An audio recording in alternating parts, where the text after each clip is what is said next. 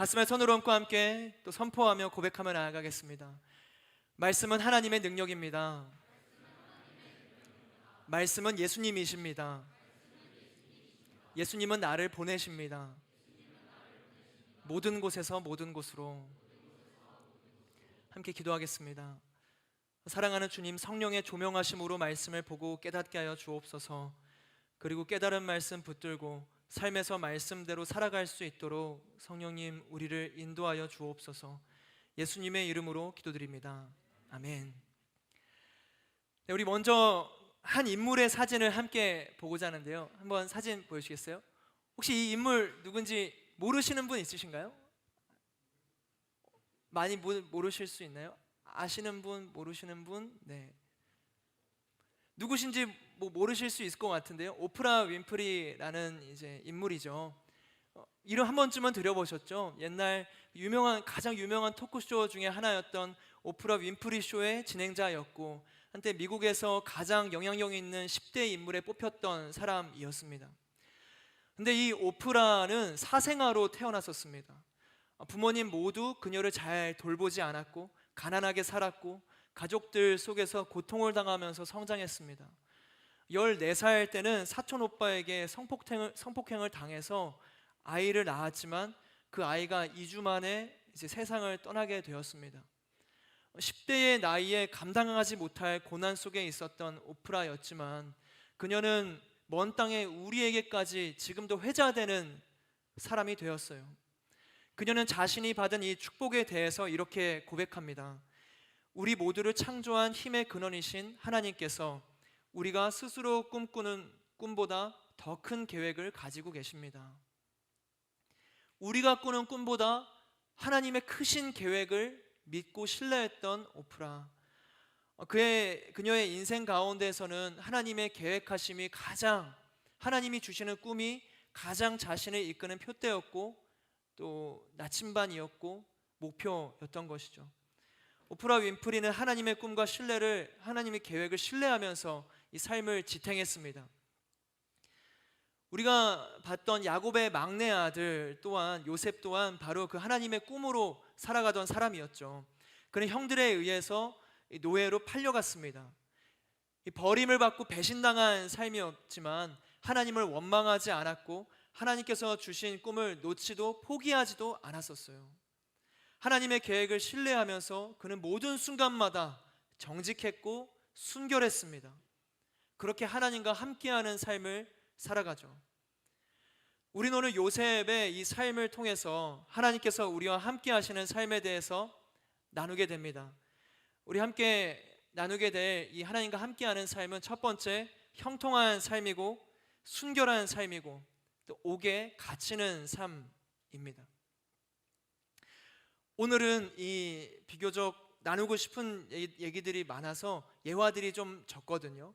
그 말은 즉슨 아주 강도 높은 집중력을 요할 수 있다라는 겁니다. 그래서 우리 처음부터 눈 이제 크게 부릅뜨고 네, 함께 보도록 할까요? 우리 본문 1절의 말씀 같이 함께 보도록 하겠습니다.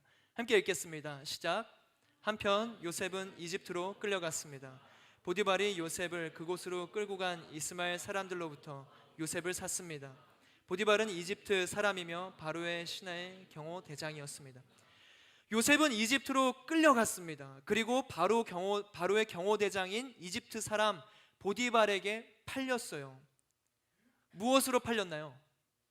노예로. 요셉은 본래 고향 땅에서 재벌집 막내 아들과 같은 신분이었거든요.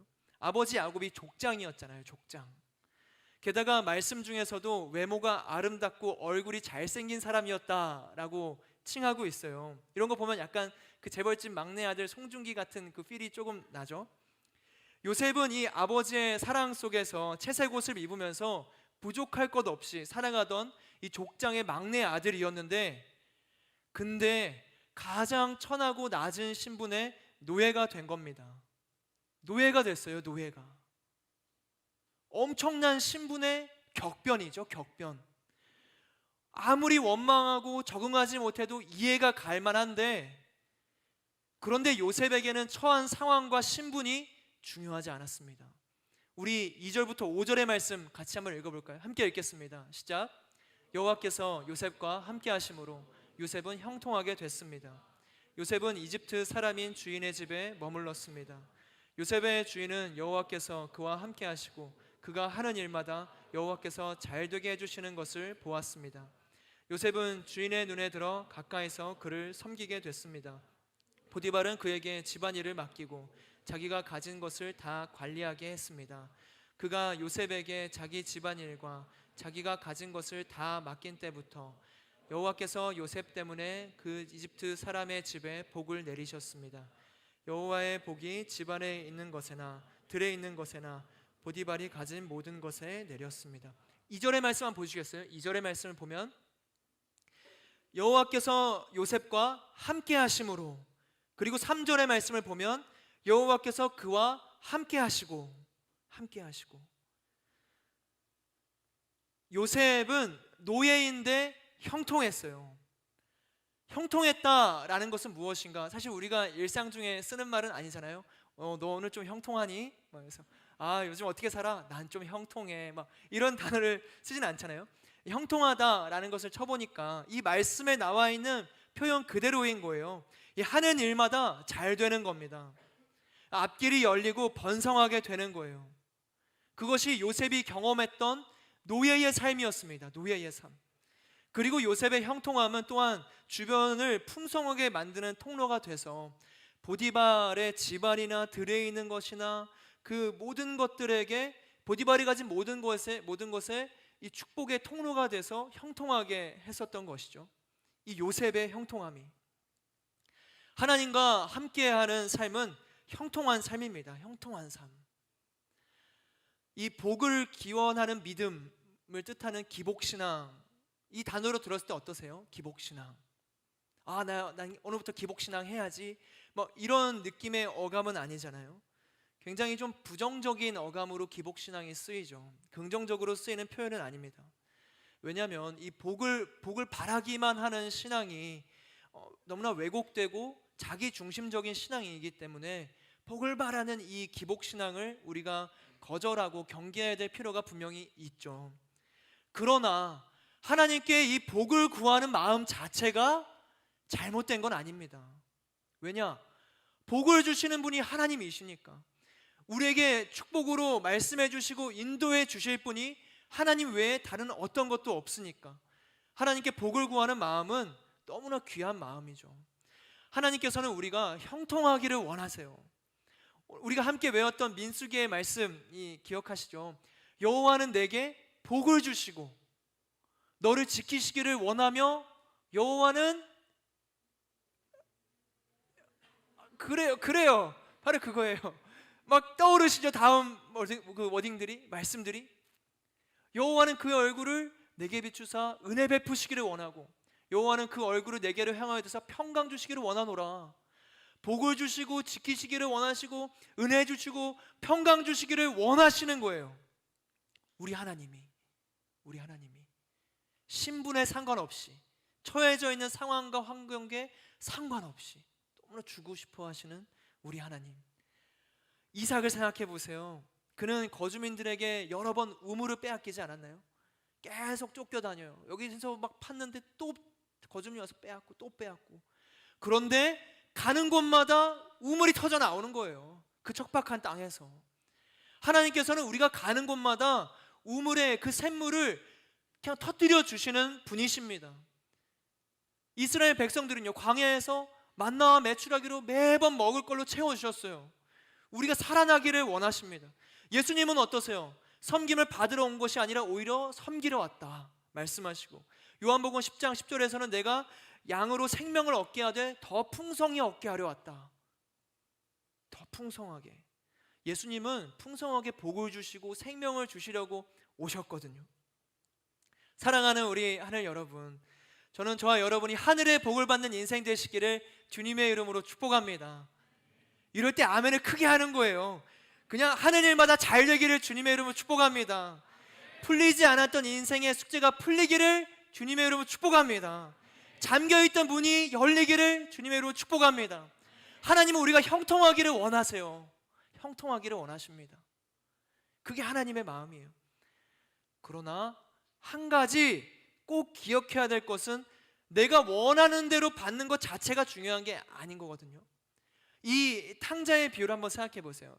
둘째 아들이 아버지가 살아있는데도 불구하고 이 자신이 받을 몫의 유산을 달라 그러죠. 그리고 아버지는 그 몫을 주십니다. 복이죠. 둘째 탕자에게는 아버지의 그 재산이 내게 오는데 얼마나 기뻐요. 신나요. 이것을 들고 이제 다른 나라로 가요. 다른 나라로 갑니다. 다 아시죠? 이 둘째 아들은 모든 가진 것을 가지고 다 탕진합니다. 탕진합니다. 하나님이 우리에게 복을 주시죠. 축복을 주시고 은혜를 주십니다. 그런데 우리는 탕진할 수 있어요. 언제요? 하나님의 곁을 떠났을 때, 하나님과 함께하지 않을 때, 아버지의 곁을 떠나면 탕진하게 되어 있습니다. 하나님과 함께하지 않으면 축복은 사라집니다. 그러나 그렇게 탕진한 둘째 아들이 아버지의 곁으로 돌아왔을 때 어땠나요? 아버지는 가장 좋은 옷을 입히시고 손가락에 반지를 끼우고 발에 신을 신기고 살찐 송아지를 이제 잡아서 잔치를 벌입니다. 다시 풍성해지고 다시 형통해지는 거예요. 언제? 아버지와 함께 있을 때. 아버지와 함께 있을 때. 사랑하는 우리 하늘 여러분, 아버지와 함께 하시기를 주님의 이름으로 축복합니다. 복을 주시는 분이 하나님이시잖아요. 그럼 하나님 곁에 있어야 되는 거죠. 우리를 형통함으로 풍성하게 채우시는 분이 우리 아버지이십니다. 하나님과 함께 한다면 요셉과 같이 노예로 팔려나가는 수치스럽고 절망적인 상황 속에서도 형통할 줄로 믿습니다. 그리고 우리의 그 형통함으로 인해 친구와 가족들이 하늘의 형통함을 누리고 축복을 누리고 주변이 살아나게 되는 것이죠. 그것이 하나님 나라 안에서의 창세기 때부터 지금까지 전해 내려오고 이어져 오고 영원한 하나님 나라의 질서입니다. 하나님께서는 축복을 주기를 원하시고 그 곁에 머물러 있을 때 우리에게 향하는 그 축복으로 흘러가고 복음이 전해지고 모든 이들이 살아나고 하나님이 너무나 그리고 싶어 하시는 이 하나님 나라의 모습이죠. 이 하나님과 함께 한다는 것은 무엇인가? 너무 신기해요. 너무 신기해요. 오늘 우리가 외웠던 이 암송 구절 여호수아 1장 8절 함께 읽어볼까요? 함께 읽겠습니다. 시작. 이 율법책을 내 입에서 떠나지 말게 하며 주야로 그것을 묵상하여 그 안에 기록된 대로 다 지켜 행하라. 그리하면 내 길이 평탄하게 될 것이며 내가 형통하리라. 저 이거를 계획하지도 않았거든요. 내가 형통하리라. 신기하지 않나요? 약간 소름 나만 돋나? 너무 신기하지 않아요? 오늘 말씀 중에 이 요셉의 형통함, 하나님과 함께함의 형통함을 말씀하시는데 형통하리라. 언제? 하나님의 말씀을 주야로 묵상할 때, 주야로 묵상할 때, 그 안에 기록된 대로 다 지켜 행할 때, 말씀대로 살아갈 때, 그게 하나님과 함께한다라는 거죠. 그럴 때 어떻게 되느냐? 형통하다. 형통하다. 하나님의 형통하심을 꿈꾸고 바라고 간구하고 계시다면 하나님의 말씀을 주야로 묵상하는 겁니다. 그리고 그 말씀대로 지켜 행하며 살아가는 겁니다. 그리하면 내 길이 평탄하게 될 것이며 내가 형통하리라. 하나님의 말씀은 한치의 거짓도 없는 줄로 믿습니다. 그 말씀을 믿고 가는 거죠. 야호. 이 말씀 암송 너무 잘하고 계셔서 너무 훌륭하세요. 형통의 가운데 그 길목에 계시는 거거든요. 그리고 이제 31일에 있을 이 복음서 말씀 골든벨, 우리 멘토님께서도 기도해 주셨지만 이 복음서의 말씀을 통해서 길 진리 생명 되시는 예수님을 붙잡을 때, 끝까지 말씀을 잘 읽고 준비할 때 그 안에 하늘의 놀라운 은혜와 형통함이 가득한 줄로 믿습니다. 우리 함께 이어서 창세기 39장 7에서 9절의 말씀 같이 보시겠습니다. 함께 읽겠습니다. 시작. 얼마 후에 주인의 아내가 요셉에게 눈짓을 하며 말했습니다. 나와 같이 자자. 요셉은 거절하면서 자기 주인의 아내에게 말했습니다. 보십시오. 주인께서는 집안에 있는 것들에 대해 제게 전혀 간섭하지 않으시고 자신이 가진 모든 것을 제게 맡기셨습니다. 이 집에서 저보다 큰 사람이 없습니다. 내 주인께서 제게 허락하지 않으신 것이라고는 마님밖에 없는데 그것은 마님은 주인이 아내이기 때문입니다. 그런데 제가 어떻게 그렇게 악한 짓을 저질러 하나님께 죄를 짓겠습니까? 성경도 인정하는 외모가 아름답고 얼굴이 잘생긴 재벌집 막내 아들 이 요셉의 형통했던 그의 삶에 유혹이 찾아옵니다. 형통하다고 해서 유혹이 없고 문제가 없는 게 아닌 거죠. 유혹이 찾아와요. 보디발의 아내가 요셉에게 눈짓을 하면서 같이 자자는 거예요. 그러나 요셉은 거절합니다. 순결함을 선택합니다. 두 번째, 하나님과 함께하는 삶은 순결한 삶이죠. 유혹을 거절하고 함께 있지 않고 그것으로부터 도망치는 삶. 보디발의 아내는 요셉을 점진적으로 유혹하거든요. 눈짓을 하면서 이 말씀을 눈짓을 하면서 말해요. 눈짓을 하면서 말하고 거절당하니까 날마다 끈질기게 요구했다. 날마다 끈질기게 요구했다. 그리고 나중에는 거짓으로 요셉을 범죄자로 만들거든요. 요셉이 나를 범하려 했다. 이제 거짓을 만들어내면서 요셉을 범죄자로 함정을 파는 거죠. 유혹이라는 것은 그렇습니다. 한 번에 그치지 않죠. 저와 여러분의 순결함과 정결함을 앗아가려는 사단의 시도는 평생에 계속될 겁니다. 내 내면에서도 외부에서도. 제가 자매님들이 경험하는 유혹에 대해서는 잘 모르지만 저도 한 사람의 형제로서 오늘 유혹을 이제 거절하는 요셉을 보면서 솔직하게 와 대단하다라는 생각을 했어요. 이 형제들 한번 생각해 보세요. 요셉이 20대에 이 혈기왕성할 그때에 가족들도 없는 이 외로운 상황에 더군다나 이 노예라는 신분으로 주인의 아내의 요구를 거절했던 거거든요. 여러분이라면은 우리 형제님들 여러분이라면은 이런 결단을 하실 수 있겠어요? 저도 요셉과 같은 결단을 내리고 싶은데 정말 제가 진지하게 막 고민해 봤을 때 이 상황 이때에 가면 내가 정말 그럴 수 있을까? 마치 베드로처럼 내가 주인 예수님을 3번 부인하지 않습니다 막 했다가 진짜 그 부인할 것만 같은 이제 모습이 제게도 발견되는 거죠. 저도 제 자신을 믿지 않거든요. 저도 똑같은 사람입니다. 사랑하는 우리 하늘 여러분, 우리는 요셉이 보여주는 순결을 향한 결단이 저와 여러분의 가운데 있기를 주님의 이름으로 축복합니다. 요셉은 자신보다 하나님을 더 우선시했던 거예요. 거절하면서 뭐라고 말하는지 아세요? 아까 읽었죠. 제가 어떻게 그렇게 악한 짓을 저질러 하나님께 죄를 짓겠습니까? 하나님께 죄를 짓겠습니까? 하나님과 함께하는 삶은 곧 죄와 동행하지 않는 삶이랑 마찬가지죠. 두 주인을 함께 섬길 수가 없는 겁니다. 하나님을 선택하면 죄를 선택할 수 없는 거죠. 왼쪽으로 가고 있으면 우리는 오른쪽으로 갈 수 없는 겁니다. 이 현대사회의 흐름 속에서 이 순결이라는 단어가 마치 고리타분한 과거의 유물처럼 여겨지는 것 같아요.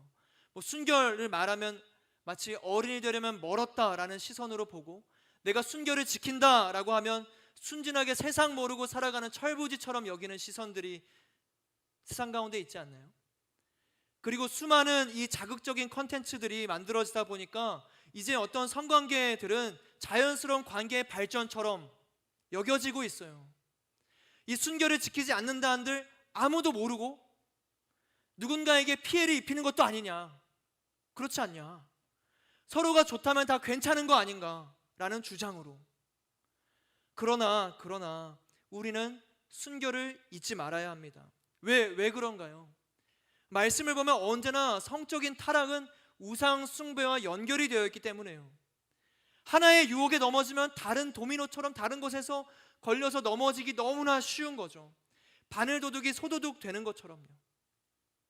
이 공동체 내에서 만나서 연애하는 거 너무나 좋고 축복합니다. 블레싱 이후로 어떠한 또 커플이 만들어질지는 전 모르겠어요. 그러나 여러분 순결하세요. 지금 연애하시는 분들도 순결을 택하는 겁니다. 유혹을 거절하세요. 여러분이 요셉이 아닌 보디발의 아내가 되지 마세요. 눈짓을 하면서 이 끈질기게 요구하고 이러면 나를 좋아하지 않는 거야 하면서 함정을 파지 마세요. 특히 형제들 정말 그러기 쉽거든요. 끈질기게 요구할 수 있거든요. 그러지 마세요. 그러지 마시고 순결을 지키는 겁니다. 지키는 거예요. 함정을 파지 마세요. 쾌락의 노예가 되지 마세요. 지금 우리가 유혹에 넘어지면 다른 유혹들 앞에서는요, 아무도 보지 않을 때 우리가 하나님 앞에서의 그 순결함을 지키지 못한다면 다른 때는요. 요셉은 어떻게 그 유혹에서 벗어났는가? 우리 함께 10절에서 12절의 말씀 같이 함께 보실까요? 함께 읽겠습니다. 시작. 그녀가 날이면 날마다 요셉에게 끈질기게 요구했지만 요셉은 그녀와 함께 자기를 거절했을 뿐만 아니라 함께 있으려고도 하지 않았습니다. 그러던 어느 날 그가 일을 하러 집 안으로 들어갔는데 마침 집안에 그 집 하인들이 아무도 없었습니다. 주인의 아내가 요셉의 옷자락을 붙잡고 말했습니다. 나와 같이 자자. 그러나 요셉은 뿌리치며 옷을 그녀의 손에 버려둔 채 집 밖으로 도망쳤습니다. 요셉이 유혹에 대처했던 세 가지 자세가 나오는 거예요. 첫 번째가 유혹을 거절했고 함께 있으려 하지 않았고 도망쳤습니다. 이게 요셉이 선택했던 유혹을 벗어나고 유혹을 거절할 수 있었던 방법이었죠. 나는 유혹 앞에서도 흔들리지 않을 수 있어 라는 건 그럴 수 있는 사람은 없거든요. 유혹이 오면 흔들릴 수밖에 없습니다. 그렇지 않나요? 난 다이어트를 하는데 뷔페에 가서 난 안 먹을 수 있어 하면서 뷔페에 가면은 그게 뭔가요? 얼마나 어리석은 일인가요? 다이어트를 하면 뷔페를 안 가는 게 답이죠. 유혹을 피하려면 유혹에 있는 장소를 거절하고 그곳에 함께 있지 않고 도망치는 겁니다. 이성 간에 함께 있을 때 단 둘이 있는 밀폐된 장소를 벗어나는 거예요. 벗어나는 거예요. 둘이 얼마나 있고 싶어요. 그렇죠? 그런데 그곳에서 벗어나는 겁니다. 도망치는 거예요. 그것이 유혹을 벗어날 수 있는 가장 좋은 방법이거든요. 둘이 있을 때 카페에 있는데 어떤 짓을 어떻게 할 수 있겠어요? 벗어나는 겁니다. 요셉이 지금 그랬어요. 그는 그렇게 끝까지 순결을 지킵니다.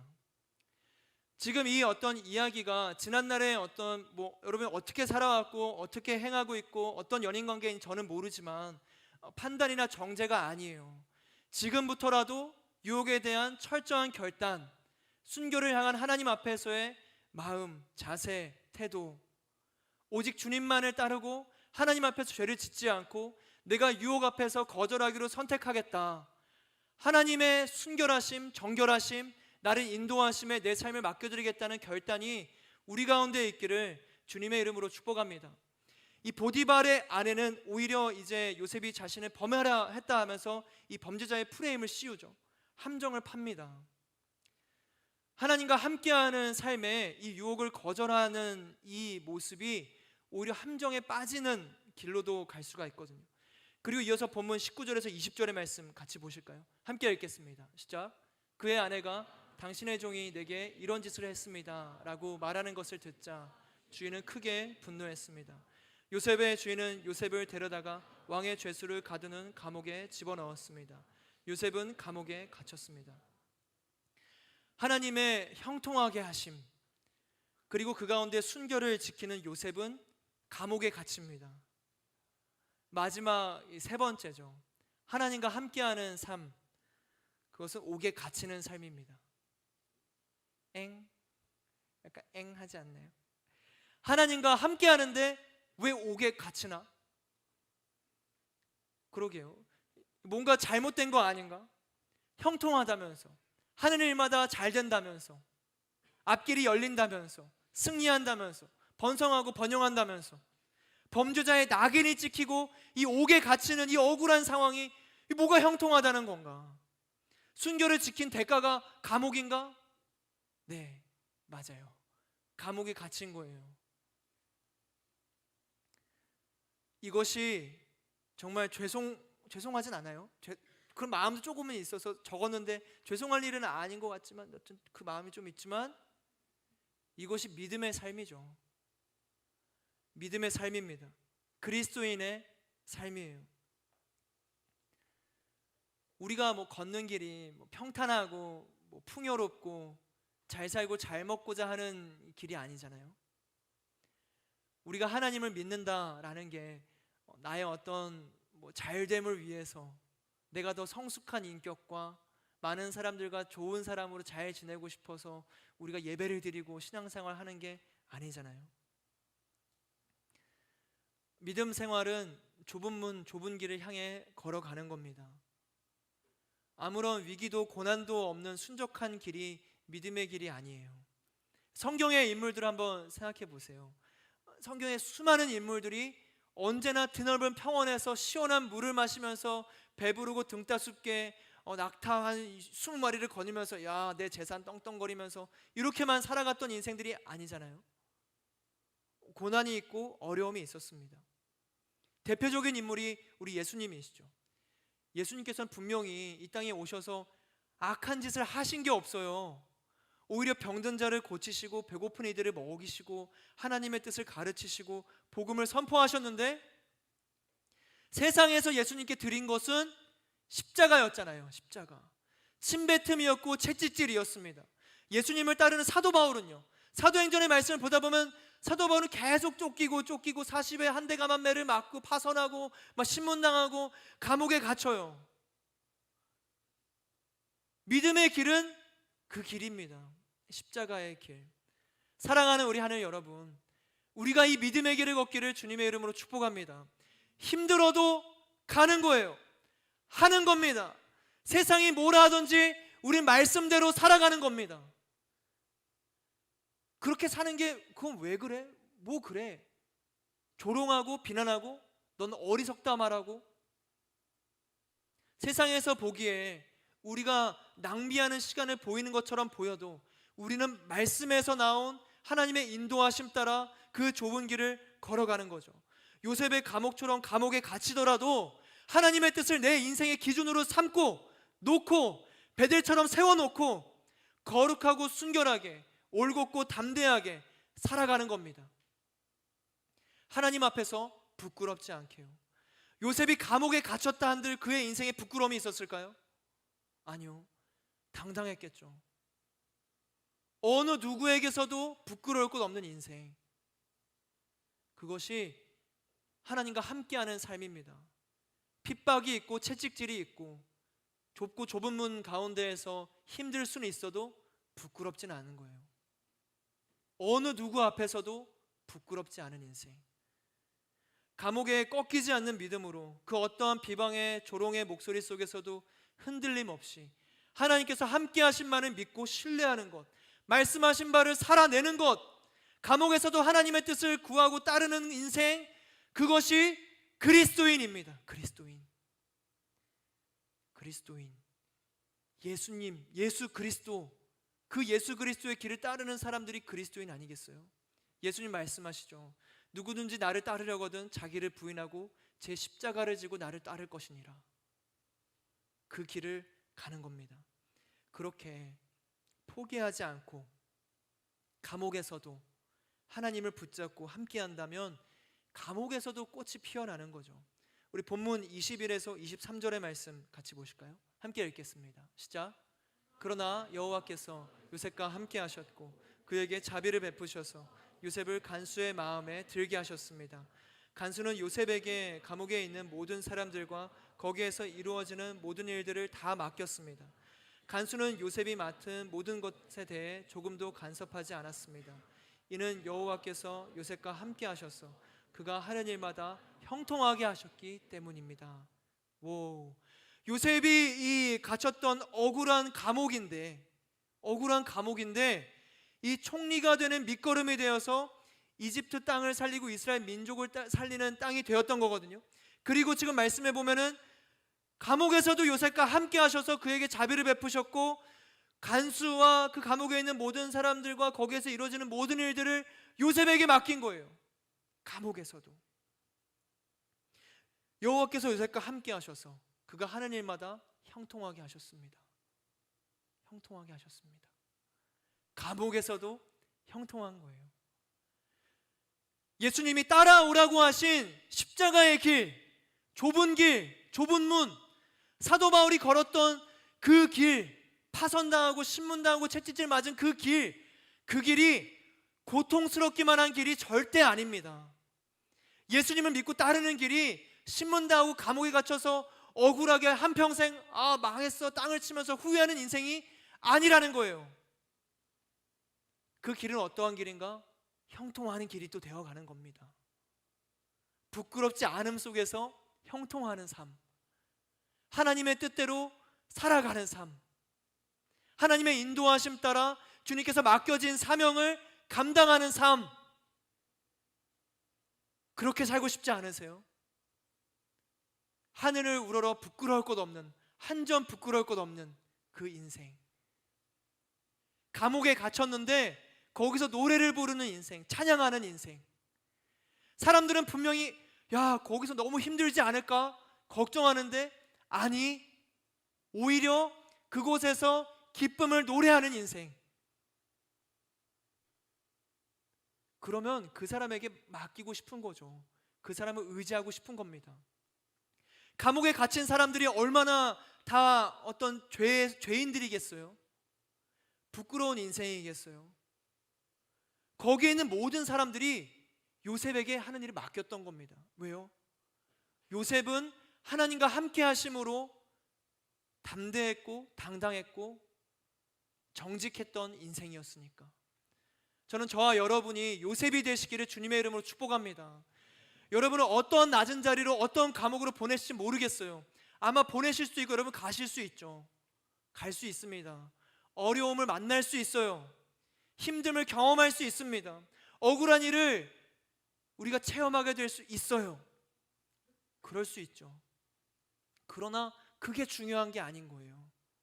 중요한 것은 무엇인가? 그곳에서도 하나님을 믿을 것인가? 그곳에서도 하나님과 함께 할 것인가? 거기에 있는 겁니다. 예수님의 십자가는 그 좁은 길, 좁은 문 속에서 모든 생명을 살려내는 길이 되었고, 바울이 옥중에서, 감옥에서 적었던 이 편지들은 옥중 서신이 되었죠. 에베소서, 빌립보서, 빌레몬서, 골로새서, 하나님의 말씀이 된 겁니다. 감옥에서 적었던 그 사랑의 편지들이. 요셉 또한 마찬가지죠. 감옥에서의 이 경험들이 결국엔 관계를 만들어냈고, 바로에게 불려갔고 이집트의 총리가 됐고, 하나님의 크신 계획을 우린 다 알 수가 없어요. 하나님께서 주시는 것은 순간의 형통함이 아닙니다. 우리 함께 마태복음 5장 10절에서 12절의 말씀 같이 읽어볼까요? 시작. 복되도다 의를 위해 핍박받는 사람들이여, 하늘나라가 그들의 것이다. 복되도다 나 때문에 사람들의 모욕과 핍박과 터무니없는 온갖 비난을 받는 너희들, 기뻐하고 즐거워하라. 하늘에서 너희들의 상이 크다. 너희들보다 먼저 살았던 예언자들도 그런 핍박을 당했다. 사랑하는 우리 하늘 여러분, 잠깐의 감옥은 하늘의 상급으로 이어지는 통로가 되는 거예요. 지금 내가 감옥에 있다고 해서 억울해하고 고통스러워하지 마세요. 그곳에서 하나님께서 어떤 일을 하기를 원하시는가? 시선을 위로 돌리는 겁니다. 오늘 여러분들이 이제 순모임에서 나눌 말씀인데, 하나님께서 골로새서의 말씀에 그렇게 말씀하시거든요. 위에 있는 것들을 생각하고 땅에 있는 것들을 생각하지 마십시오. 감옥에 갇혔을 때 내가 왜 그럴까 막 감옥의 그 억울한 일들을 생각하면 거기에 갇히는 거거든요. 그런데 그곳에서 하늘을 바라보는 겁니다. 하나님께서 내게 왜 이것을 맡기셨나? 내게 왜 이 자리를 허락하셨나? 내가 지금 이곳에서 해야 될 것은 무엇인가? 이 어렵고 험난한 감옥과 같은 이 순간 속에서 하나님은 내게 무엇을 말씀하고자 하시는가? 거기에 귀를 기울이시는 거예요. 내 내면의 목소리에서 벗어나세요. 자기를 기만하고 스스로 자책하고 내 인생은 왜 그럴까? 스스로의 삶을 불쌍하게 긍휼하게 여기지 마세요. 하나님을 보는 겁니다. 하나님을 보는 거예요. 하나님께서는 우리가 영원한 기쁨과 즐거움을 누리기를 원하십니다. 방금 읽은 말씀에 의를 위해 핍박당하는 사람들이여 복되도다. 핍박받는 사람들이여 복되도다. 기뻐하고 즐거워하라. 하늘에서 너희들의 상이 크다. 그 핍박 속에 즐거워하라는 거예요. 왜요? 왜요? 하나님께서 그걸 주기를 원하시니까, 상을 주시기를 원하시고 형통함을 주기를 원하시니까. 비록대로 하나님으로 인해서 감옥에 갇히는 듯한 억울함과 어려움을 당한다 할지라도 하나님께서는 크신 계획 가운데에서 우리를 품고 계세요. 처음에 오프라 윈프리가 고백했던 것처럼 어려운 삶 속에서 크신 하나님의 계획을 바라볼 것인가, 아니면 내 삶의 스스로를 불쌍히 여기면서 나에게 빠져들 것인가. 우리가 할 수 있는 건 모든 상황 속에서도 변함없이 신실하게 일하시는 하나님을 신뢰하는 겁니다. 하나님을 믿는 거예요. 믿음입니다. 나보다 나를 더 잘 아시는 하나님께서 내 인생길에 동행하시고 함께 하시고 인도하시는데, 이 인도하시는 길이 내 생각과는 좀 다른데, 이 길이 아닌 것 같은데, 이탈하면요 더 헤매는 거죠. 더 표류하는 겁니다. 잠시 잠깐의 좁은 길을 예수님과 동행하면서 기도함으로 말씀 가운데 같이 걸어가시겠어요? 함께 하시겠어요? 아니면 이거 아닌 것 같은데 라는 순간의 나의 판단으로 먼 길을 돌아가고 싶으세요? 저는 여러분이 먼 길을 돌아가지 않기를 주님의 이름으로 축복합니다. 말씀을 따라가는 거예요. 하나님과 함께하는 겁니다. 주야로 그것을 묵상하여 그 안에 기록된 대로 다 지켜 행하라. 그리하면 내 길이 평탄할 것이며 내가 형통하리라. 형통하리라. 하나님과 함께하는 삶을 사시기를 소망합니다. 요셉이 경험했던 이 형통함이 저와 여러분의 삶 가운데 있기를 축복합니다. 여러분이 가는 곳곳마다 이 새싹이 자라나고 열매가 맺히고 기쁨이 가득하고, 그래서 여러분 한 사람 한 사람으로 인해서 주변이 기뻐하는 거예요. 여러분을 만나는 사람들이 너를 만나니까 만날 때마다 너무 좋아. 너를 만나니까 다른 사람이랑 있을 때 느낄 수 없던 기쁨이 있고 평안이 있고 행복이 있어. 그런 존재로, 요셉과 같은 존재로 사람들이 믿고 신뢰해서 하나님을 바라볼 수 있게 하는 통로되고 거울된 인생으로 저와 여러분이 쓰임받기를 주님의 이름으로 축복합니다. 우리 함께 기도하며 나아가실까요? 우리 함께 기도하며 나아갈 때 첫 번째 우리가 함께 봤던 것처럼 주님께서는 우리를 형통하게 하기를 원하세요. 우리가 기뻐하기를 원하십니다. 즐거움 가운데 누리기를 원하세요. 왜냐? 복음이 바르고 기쁜 소식이니까. 기쁜 소식이니까. 그 기쁜 소식을 우리 가운데 주셨습니다. 예수님을 우리 가운데 주셨어요. 그것은 변함없는 사실입니다. 영원히 우리가 붙잡아야 될 진리예요. 기도하며 나아갈 때 사랑하는 주님, 주님께서 우리를 형통하게 하시려고 우리를 부르시며 우리에게 말씀하시는 줄로 믿습니다. 그러나 때로 하나님의 인도하심을 거절하고 내가 내 생각, 나의 마음, 내 눈앞에 있는 환경에 치우쳐지고 유혹에 넘어가서 하나님의 형통하심을 경험하고 못하고 있지는 않습니까? 주님, 주님의 형통케 하심을 우리가 믿음으로 신뢰하며 따르게 하여 주옵소서. 나를 풍성하게 채우시고 생명을 얻게 하되 더욱 풍성히 얻게 하려는 예수 그리스도의 이름을 온전히 붙들게 하여 주옵소서. 내 삶의 기쁨과 즐거움과 형통함을 내게 허락하여 주옵소서. 주님의 인도하심 따라 내가 순종하며 그 형통의 길을 걷게 하여 주옵소서. 우리 함께 기도하며 나가도록 하겠습니다. 기도하시겠습니다.